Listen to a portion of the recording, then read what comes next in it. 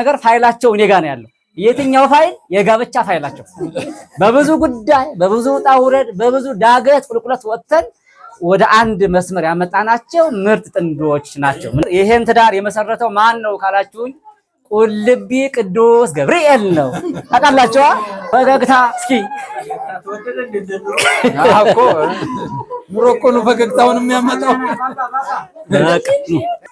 ጎረምሳው ስሜ ልጀምር እስኪ። እንግዲህ ቤተሰቦች ዛሬ ታሪካዊና ልዩ ቀን ነው። ለምን እንዴት ካላችሁን ከዓመት በፊት አይደለ ብርሄና መስከረም ልጆቼ ናቸው። እስካሁን ድረስ ቃሌ አልተቀየረም። ልጆቼ እያልኩ ነው የምጠራቸው። በተለይ እሷ ያው አባታችን ነው የምትለኝ። የሚገርማቸው ነገር ፋይላቸው እኔ ጋር ነው ያለው። የትኛው ፋይል? የጋብቻ ፋይላቸው። በብዙ ጉዳይ፣ በብዙ ውጣ ውረድ፣ በብዙ ዳገት ቁልቁለት ወጥተን ወደ አንድ መስመር ያመጣናቸው ምርጥ ጥንዶች ናቸው። ምናልባትም በቪዲዮ በተደጋጋሚ ባታዩንም በልብና በሐሳብ ግን አንድ ላይ ነን። እግዚአብሔር ይመስገን። ደግሞ የሚገርማችሁ ነገር ይሄን ትዳር የመሰረተው ማን ነው ካላችሁኝ፣ ቁልቢ ቅዱስ ገብርኤል ነው። ታውቃላችሁ አይደለ? ቅድም ከብሬ ጋር እያወራን ነበረ። ሚስቴን ያገኘኋት ቁልቢ ገብርኤል ሄጄ ምርር ብዬ አልቅሼ ተመልሼ ከዛ በኋላ ህይወቴን አጋሬን አግኝቼ ደስ ብሎኛ አለኝና እና ዛሬ ታሪካዊ ቀን የሆነበት ለኔ ልዩ ቀን የሆነበት ምክንያት አለ። መጀመሪያ ስናስታርቃቸው ስነግባባቸው አንዱ እሱ ነው። በመሃል ሰርግ ነበረ፣ ብዙ ፕሮግራም ነበረ። እሱ ለኔ ምንም አይደለም። ዛሬ ግን ልዩ ቀን ነው። ምክንያቱም ብዙ ሰዎችን አጋብተናል፣ ድረናል፣ በትዳራቸው ጸንተው ኑሯል የሚለው ነገር እሱ ሌላ ጥያቄ ነው።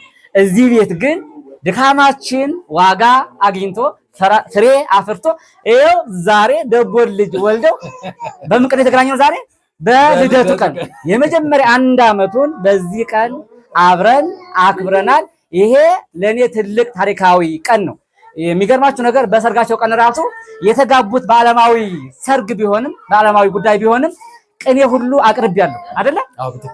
ለምን ካላችሁ እንዴ ቅኔ የሚቀርበው እኮ ለዲያቆን ለቄስ ነው ምናምን ልትሉ ትችላላችሁ። ነገር ግን ወንድሞቼ ናቸው፣ ወዳጆቼ ናቸው። ምዕመንም ቢሆኑ ደግሞ በጣም ምርጥ ክርስቲያኖች የሚጾሙ የሚጸልዩ። በዚህ ቀን እንኳን ዛሬ አሁን ሰኔ ጾም ላይ ያለነውና በዚህ ቀን እንኳን የፍስክ ምግብ የለም አይደል እንዴ? የፍስክ ምግብ የለም። ምርጥ ክርስቲያኖች ናቸውና ለዚህ ብዬ እምነታቸውን ክርስትናቸውን ስለማውቅ በሰርጋቸው ቀን የጋብቻችን ቦታም የት እንደነበረ እግዚአብሔር እንዳሚወላችሁ በዚሁ ግረ ነገራችሁን የጋብቻ ቦታቸው የነበረው መቄዶንያ ግቢ ውስጥ ነበረ። ያን ያክል ህዝብ ጋብዘው በሚገርም ሁኔታ ሰርግ አሳልፈው ያየናቸው ምርጥ ወንድሞቼ ምርጥ ወዳጆቼ ናቸውና በዚህ ቀን ለኔ ታሪካዊ ቀን ነው። ያ ሁሉ ድካማችን ዋጋ አግኝቶ ዛሬ እንደዚህ በፍሬ ስናገኛቸው ትልቅ ደስታ ነውና እንግዲህ ሁላችሁም ልታመሰግናቸው ይገባል። ማን ነው ጓዱ ወይም ደግሞ ወንድም የብርሃኑ እስኪ ስሜትን እንደው ምን ተሰማህ? እንደው በነበረው ባለው ነገር አመሰግናለሁ። ከጥንት ጀምሮ መጣው ነገር እንደው በጣም ብዙ ለፍተናል፣ ያው ይታወቃል እኮ እና ከዛ ውጣ ውረድ በኋላ ዛሬ በዚህ ደረጃ ስናገኛችሁ እኛ ያው ደስታችን ወደር የለውም። እና እንደው እስኪ አንተ ባለቤቱ ዋናው አባወራው እስኪ እንደው ምን ተሰማህ? እንደው ባለው ነገር ሁሉ እውነት በጣም ደስ ይላል። ያው አንተ ብዙም ገልጸዋል። ካንተ ምንም ብዙም ጨምረው ነገር የለኝም። ብዙ ውጣ ወረዶችን አልፈናል። እንግዲህ ግን ያን ውጣ ወረድ አልፈህ ለፍሬ ስትበቃ በጣም ደስ ይላል እና እግዚአብሔር ይመስገን። ለእግዚአብሔር የሚሳነው ነገር የለም። ለፍሬ በቅተናል። እዚህ ላይ ደርሰናል። ነገም ወደ ከፍታ እንደምንሄድ አልጠራጠርም። በጋራ እየሰራን በጋራ እየተባበርን ለስጋችንም ለነፍሳችንም እየሰራን ወደ ከፍታ ነው። ስለዚህ ቻሌንጆችን አልፈናል። ነገም ከነገ ወዲያም እናልፋለን፣ እንሰራለን። ይሄ ነው ያለኝ ሁኔታ። ያው ብዙዎች አንተ ስለገለጽካቸው እስኪ ማይካላ እስኪ እንደው አንቺ እንደው እስኪ ግለጽ። የተከበሩና የተከመሩ ቀዳማዊት እመቤት ነው መሰለሽ። ቆይ ይኸውልሽ መስኪ ያኔ በጣም ብዙ መሽኮርማም ነበር። እኔ እሱ ጋር አልሆንም እቆያለሁ ምናምን አይነት ነገሮች ነበሩ።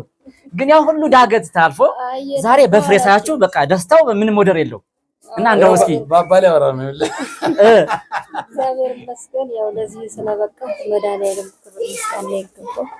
እኔ በቃ ያው ፈጣሪ ፈቅዶት ነው እዚህ የደረስነው። በፈጣሪ ፍቃድ ነው ሁሉም ነገር የሆነልኝ እሱ ነው እንጂ በእኔ ሐሳብ አይደለም። በትክክል እውነት ነው። በጣም ደስ የሚሉ ጥንዶች ናቸው። ደግሞ ከሚገርማቸው ነገር በጣም አንተ ትብስ አንቺ ትብሽ ተባብለው እየኖሩ ያሉ በጣም ምርጥ ጥንዶች፣ በጣም ጽድት ያሉ ጥንዶች፣ ለብዙ ሰው አርአያና ምሳሌ ሊሆኑ የሚችሉ ድንቅ ልጆች ናቸው አይደል እንዴ? ምክንያቱም እኔ አባት ነኝ። እኔ በጣም ከረካሁበት ነገር አንዱ ምንድነው በቃ እንደዚህ ሆናችሁ ሳያችሁ በቃ ይሄ ትልቁ በረከት ነው። ደግሞ አንድ የሰው ልጅ ትልቁ ደስታውና ስኬቱ የትዳር ዓላማው ምንድነው ከተባለ በቃ አይንህን በአይንህ ማየት የሚለው ነውና በቅድም እኮ ገልጫለሁ ካስታወስክ አይንህን በአይንህ የሚለው ነገር ላይ ስለሆነ ዓላማው በቃ አሁን ምርጥ ሁኔታ ላይ ነው ያሉት። እግዚአብሔር ይመስገን። እና አሁን በአመቱ አባታችን አንተማ ሳትኖር ፕሮግራም ላይ ተላለፈ ብለው ቀድመው ነው ይደጎልልኝ ገና ብዙ ቀን ሲቀር ነው የነገሩኝና በዚህም ደስ ብሎኛል። ስላከበራችሁኝም ደስ ብሎኛል። እውነት አክብረህና ስለመጣኛም እናመሰግናለን። እና እግዚአብሔር ይስጥልን፣ ክብር ይስጥልን። አሁንም ሌላ ውለዱ፣ ክበዱ፣ ሌላ ልደት እንገናኝ። አሜን አሜን። አቢ ደግሞ አድጎ ተምሮ ደግሞ ለኬጁ ለተለያዩ ነገር ፕሮግራም እንድንገናኝ ማን ይርዳን? እግዚአብሔር የዛ ቀን ይበለን፣ የዛ ሰው ይበለን። በጣም ደስ ብሎኛል። ዛሬ ለኔ ልዩ ቀን ነው።